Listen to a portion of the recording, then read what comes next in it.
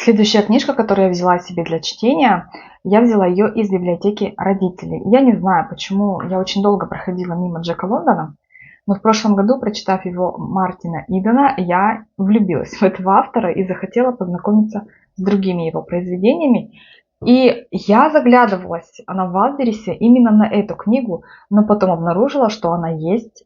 Где-то она там завалялась, и я нашла «Сердца трех».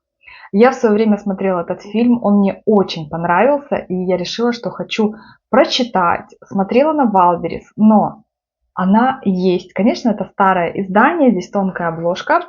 Издательство здесь у нас